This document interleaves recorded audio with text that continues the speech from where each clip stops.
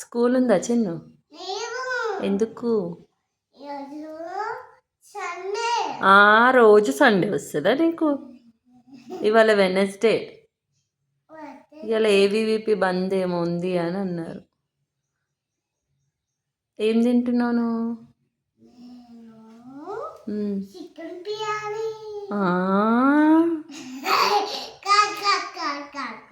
మరి ఏంటి? ఇడ్లీలు. ఇంకా ఏంటి?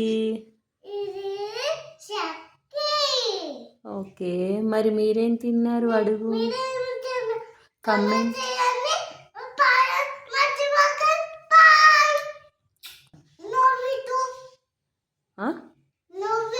లవ్ యూ ఆల్ అనాలి.